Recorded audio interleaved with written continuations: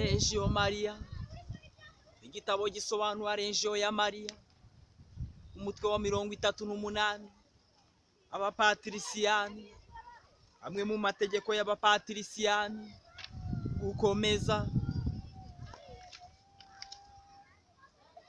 uko ibintu bigomba gusobanurwa. Abapatricisiyani bagomba gushyira imbere uburyo bwo gusobanura ibintu, kubera iyo mpamvu bivuzwe na bamwe bikomereye benshi bo mu banyamuryango, bisobanurirwa bose ku buryo bwumvikana. Ni ukuvuga ko ibitekerezo bihanitse bishobora gusobanurirwa rubanda rugufi rugize inama ku buryo bwumvikana. Ubwo bushobozi bwo gusobanurira uwize n'utarize bombi bakumva neza ni ingabire nyakuri. Dore uko bigenda. Tuvuge ko ikiganiro gitangiza inama cyangwa umuntu ufashe ijambo ikindi gihe gihanitse ku buryo abacyumva ari nk'10% ry'abari mu nama.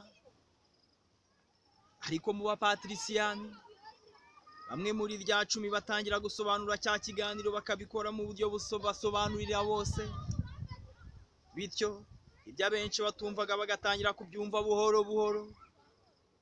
Abandi nabo bagafata ijambo maze amaherezo ibintu bigasobanuka, bikamera nk'uko ikigori gihinduka ifu inoze cyane iyo bamaze kugisya.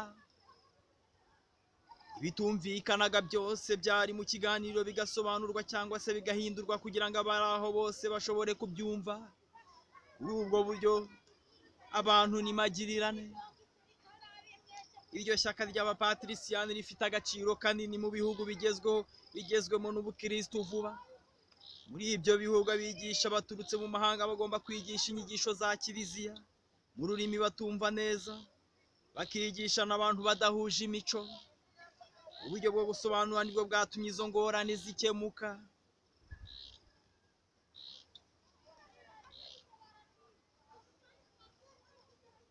Igikorwa cy'Imana, icyo dushaka kuvuga si ukwegeranya amatafari no kuyakomeza ku buryo buboneye gusa. Ingabire yonyine niyo iduha ubushobozi bwo kubaka inzu irenze yubakwa n'ibikoresho twisanganiwe. Tugomba kumenya neza ko mu by'Imana nta muntu n'umwe ubona igisubizo cyuzuye ku buryo ntacyo undi yakongeraho. Ukwemera n'ingabire bifitemo uruhare, ndetse n'ibitekerezo byiza ntibijya binyura umuntu. Ariko watekereza ko agatekerezo gato umuntu avuze ari ntacyo kamaze, yaba yibeshya. Mu by'ukuri Imana ihera kuri utwo dutekerezo duto maze ikavanamo ikintu gifatika. Igihe bose bazaba bitanze uko babishoboye, urwo rwobo ntarengwa ruzuzura. Ntitugomba kwibwira ko urwo rwobo ruri uko tutarukeka, cyangwa se ko uruhare rwacu rwabaye rwinshi kuruta uko twabitekerezaga, cyangwa se nanone ngo Imana izatanga ikibuze ntawamenya. Ibyo ari byo byose tugomba kugira icyo dukora. Ibyo tumaze kuvuga bigomba kutubera umugambi w'ibanze kandi ku buryo busanzwe kurusha abapatricisiyani. Buri wese agomba kuzana inkunga yazi neza ko n'ubundi idahagije. Ubusa buruta ubusa. Isi izahindurwa no guhozaho umwete. Uwo mwete uzaba udahagije igihe cyose abagatolika bazibwira bati nta bumenyi buhagije dufite, ikiruta rero ni ukwicecekera. Icyo gihe nibwo abapatricisiyani berekana uruhare rwabo rw'ingirakamaro. Isengesho ry'abapatricisiyani barivugira icyarimwe bose bahagaze.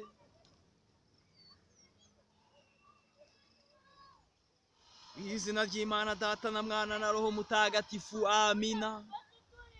Nyagasani Yezu dukunda byimazeyo, umugisha umuryango w'abapatricisiyani twinjiyemo, kugira ngo turusheho kukwegera no kwegera Mariya umubyeyi wawe n'uwacu. Dufashe gucengera ukwemera kwacu gatolika kugira ngo guhindura ubuzima bwacu. Dufashe kandi kurushaho kumva umushyikirano wawe natwe, utuma tubeshwaho nawe kandi tutaretse no kuba magirirane hagati yacu. Uburyo iyo bamwe bacitse intege, abandi bagira ingaruka zo gutukwemera. Duhe kumenya umurimo wacu mwiza kandi utoroshye. Duhe gushaka kuwurangiza neza tugiriye wowe. Tuzi intege nke zacu n'ubushobozi buke bwo kwakira umusaraba, ariko twizeye kuzita ku kwemera kwacu kareka intege nke zacu. twizeye kuzita ku murimo ukomeye tugomba kurangiza, ukirengagiza imbaraga nke zacu. Nicyo gitumye twunga amasengesho yacu ku ya Bikira Mariya, tukagusaba wowe na so wo mu ijuru, muduhe ingabire ya Roho Mutagatifu, naza duturemo atwigisha ijambo ryawe ritanga ubuzima, aduha ibyo dukeneye byose, ubwo twahawe byose ku buntu bene ako kageni. Duhe natwe gutanga tutagera, kuko bitagenze bityo isi ntabwo yazashobora kuzakira ibyiza wayironkeye wigira umuntu, ukanapfurwa agashinyaguro. Ubwo bubabare n'uwo muruho ntugatume bipfa ubusa. Amina. Ku izina ry'Imana Data na Mwana na Roho Mutagatifu. Uko inama y'abapatrisyani ikorwa, isengesho ry'abapatrisyani barivugira hamwe kandi bahagaze. Ikiganiro gitanzwe n'umurayiki ntikikarenza iminota 15. Kungurana ibitekerezo ku bimaze kuvugwa, raporo y'umutungo no kwibutsa ko nyuma y'inyigisho y'umuyobozi wa roho agafuka kaza gutambagira, kuruhuka gato, kwica akanyota nta nzoga. Inyigisho y'umuyobozi wa roho ntikarenza iminota 15. Gusuzuma ibimaze kuvugwa, gutambagiza agafuka, amatangazo, gushimira uwatanze ikiganiro, itariki y'inama itaha n'ibizayivugirwamo n'ibindi. Indangakwemera, credo bayivugira hamwe bahagaze. Umugisha w'umusaserdoti bawakira bahagaze.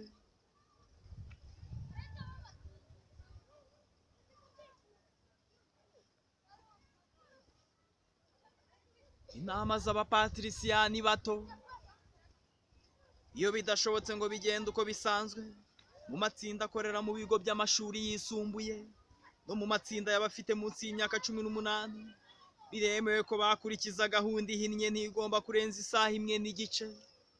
Isengesho ry'abapatrisyani rikurikiwe n'ikiganiro gitanzwe n'umurayiki ntibikarenza iminota 15. Kungurana ibitekerezo ku bimaze kuvugwa n'iminota 40. Akaruhuko gati iminota 10. Kwica akanyota bishobora kudakorwa.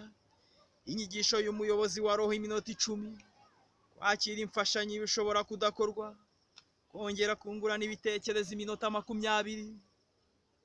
Amatangazo, indangakwemera, credo bayivugira hamwe bahagaze. Umugisha w'umusaserdoti bawakira bahagaze.